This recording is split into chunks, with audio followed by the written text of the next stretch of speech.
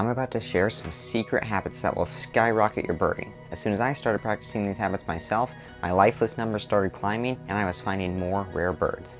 By the conclusion of this video, you will know what the experts know when it comes to birding. Habit number 1 is to research your location and area before birding so you know what to expect and what to look for. I do this every time I am visiting a new area. Before I go to a new birding hotspot, I often have a few target species that I'm looking for. A good example is when I went to Prophetstown State Park near Lafayette, Indiana. My two main targets were Henslow sparrow and northern bobwhite. Since I know what I'm looking for, I've studied their calls, researched what habitat they're found in, what time of day they're most active in, and compared with similar species. All of this research will pay off once you're in the field. Habit number 2 is to charge your camera. It seems simple, and it is, but it is just as easy to forget.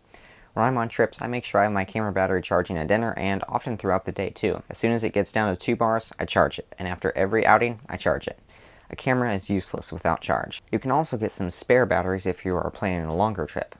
For my camera, I know that I can take an average of 800 shots before needing a charge, and often I can even get over 1,000, just depending on how long the shutter speed is and other things like that. Habit number 3 is to ask other birders about their sightings. Often this can help you find a few more species that you just wouldn't have found otherwise. It also provides you a chance to share your sightings with them. It especially helps to ask other birders about their sightings when you are traveling and are unfamiliar with the local hotspots and species. eBird also really helps when traveling to new places, as you can map out hotspots, track down specific sightings, and get alerts for rare birds. I'll link my full tutorial in the video description below. Habit number 4 is to always be aware of your surroundings when birding. Pay attention to every little noise. Remember, expert birders often hear even up to 80% of their sightings before they see the bird. Moving slowly will also help quite a bit. If you're quiet and looking for leaf movement, and really just any movement at all, you will be able to find more skulky birds like thrushes, warblers, and some sparrows too. Also make sure you're not going too fast, just kind of taking your time, and give your eyes a chance to see birds. Number 5 is to get in the habit of learning the calls of birds before going out into the field.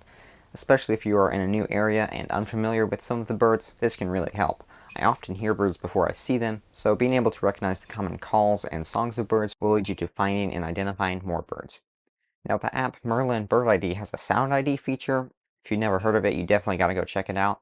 And it helps you pick apart bird songs. It's not always right, so you do need to have a basic knowledge of the bird species in your area to make sure that it's correct, but I found that most of the time it will identify bird songs with great accuracy. Now, I think the best way to learn bird songs is to watch the bird make its song. Personally, I found that to be the best way, as just seeing a species sing is just a lot easier to remember. Habit number 6 is be prepared.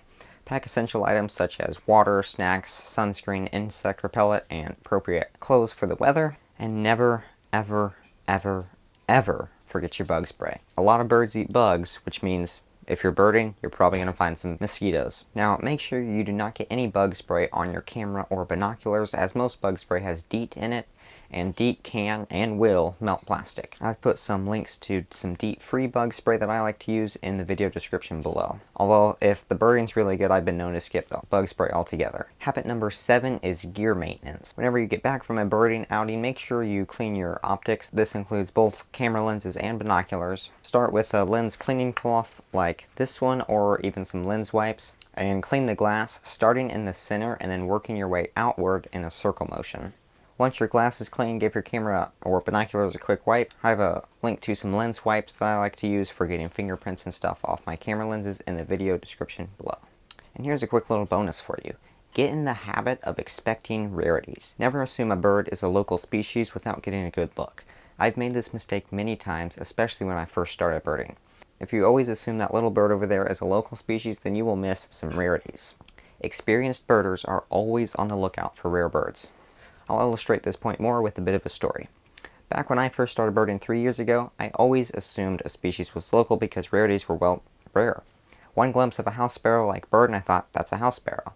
But then I started traveling more and I started finding some rarities.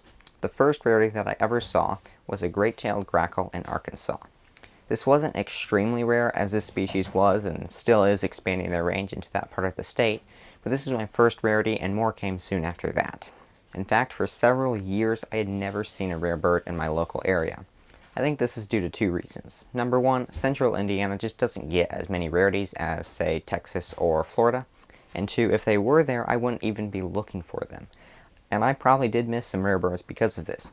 So always remember, rare birds are generally everywhere. You just have to find and expect them.